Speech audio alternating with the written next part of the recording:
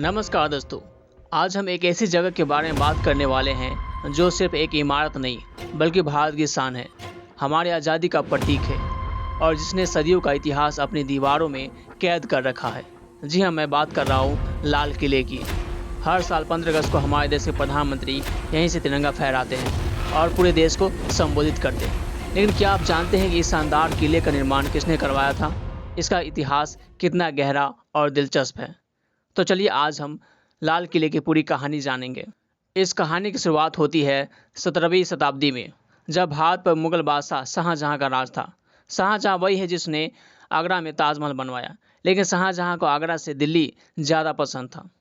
वो यमुना नदी के किनारे एक नया और शानदार शहर बसाना चाहते थे, जिसका नाम उन्होंने रखा शाहजहानाबाद, जो आज पुरानी दिल्ली के नाम से जानी जाती है।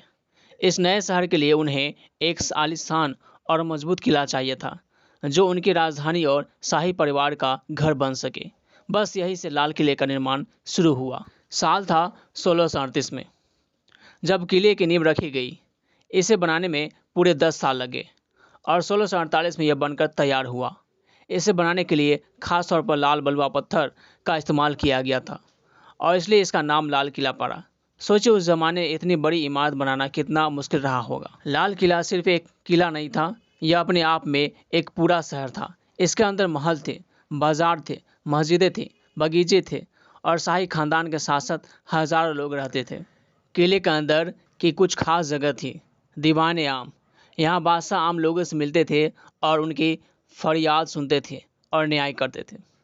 फिर दीवाने खास, यह बादशाह की निजी दरबार था, जहाँ वो खास मेहमानों, वजीरों और दरबारियों से मंत्रणा करते थे। कहते हैं कि दीवाने खास की खूबसूरती बेमिसाल थी।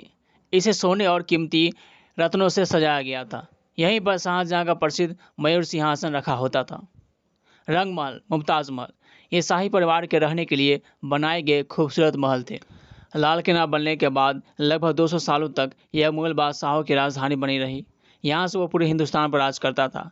यह उस समय की कला, वास्तुकला और शानो शौकत का प्रतीक था। लेकिन समय हमेशा एक जैसा नहीं रहता। धीरे धीरे मुगल सल्तनत कमजोर पड़ने लगी। 18वीं और 19वीं सदी में लाल किले पर कई हमले हुए। 1739 में पर्सिया के शासक नादिर शाह ने दिल्ली पर हमला किया और लाल किले को लूटा। वो यहाँ से बेशुमार दौलत ले गया, जिसमें मयूर सिंहासन भी शामिल था। यह मुगल बादशाह के पतन की शुरुआत का एक बड़ा संकेत था। इसके बाद मराठों और फिर आखिर में अंग्रेजों का दिल्ली पर कब्जा हो गया। 1857 में जब भारत की आज़ादी की पहली लड़ाई हुई तो लाल किला एक बार फिर चर्चा में आया। आखिरी मुगल बादशाह बहादुर शाह जफर उस समय लाल किला में ही रहता था।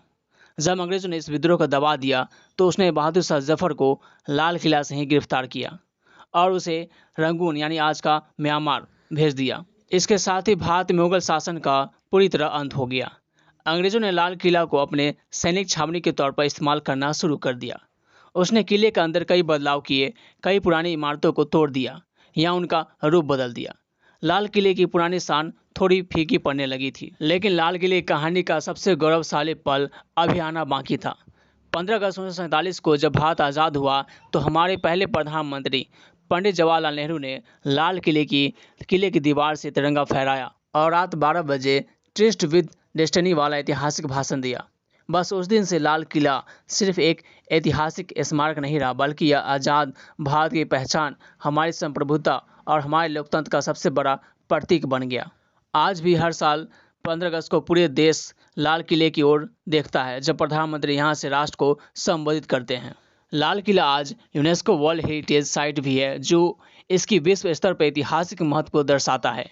आप जब भी दिल्ली जाए तो लाल किला को देखने जरूर जाएं। इसकी दीवारें आपको मुगल बादशाह की शान, 1857 के संघर्ष और हमारी आज़ादी की कहानी सुनाएगी।